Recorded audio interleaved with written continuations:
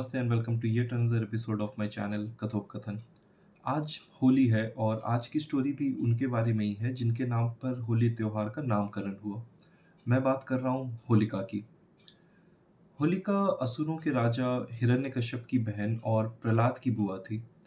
और होलिका दहन एक सालाना पर्व है जो हम होली की एक रात पहले मनाते हैं। होलिका का जलना यानी कि होलिका दहन को बुराई पर अच्छाई की जीत का प्रतीक माना गया है।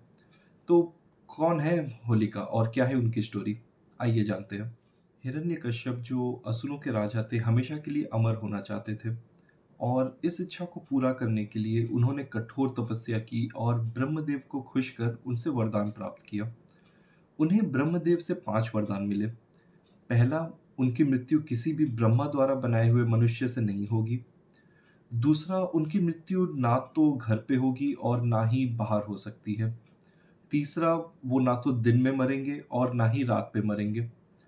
चौथा, उनकी मृत्यु किसी भी शस्त्र यानी वेपन से नहीं हो सकती। और पांचवा, उनका वध ना तो कोई मनुष्य करेगा और ना ही कोई दानव कर सकता है।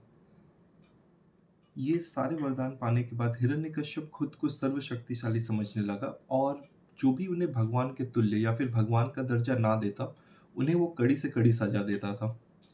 उनका खुद का बेटा प्रहलाद जो एक वैष्णव थे, हिरण्यकश्यप को भगवान मानने से मना कर देता है। प्रहलाद के ऐसा करने पर हिरण्यकश्यप ने कई बार उसको हानि पहुंचाने की कोशिश की और कई बार मारने की भी कोशिश की, पर वो हमेशा असफल रहे। जब हिरण्यकश्यप कई बार प्रहलाद को मारने में असफल रहे, तब उनकी बहन होलिका ने उनसे कहा कि वो प्रहलाद का अंत करने में उनकी मदद करेंगी।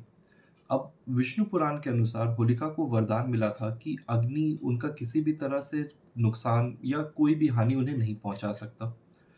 परंतु जब प्रहलाद होलिका के साथ आग में जाकर बैठे, तो वहां होलिका के पास वरदान होने के बाद भी उनकी अग्नि में जलकर मृत्यु हो जाती है। और प्रहलाद जो पूरे समय भगवान विष्णु का नाम ले रहे होते हैं, उन्हें कुछ नहीं होता और वो बिना किसी हानि, बिना किसी नुकसान के अग्नि से सुरक्षित बाहर निकल जाते हैं। होलिका के गलत इरादों पर प्रहलाद के भगवान विष्णु पर अटूट विश्वास की जीत को ही हम हर साल होलिका दहन के रूप में मनाते हैं। हिरण्यकश्यप का अंत करने खुद भगवान विष्णु ने नरसिम्हा का अवतार लिया, यानी कि ना मनुष्य और ना ही दानव।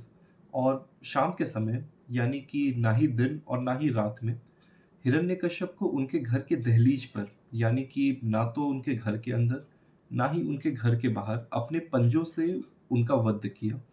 उनका पंजा यानी जो हथियार की श्रेणी में नहीं आता है। उनके ऐसा करने से ब्रह्मा द्वारा दिए हुए वरदान बेअसर हो गए और बुराई का अंत विष्णु के नरसिम्हा अवतार द्वारा हुआ। तो ये थी आज की स्टोरी। आशा करता हूँ आप लोगों को अच्छी लगी हो।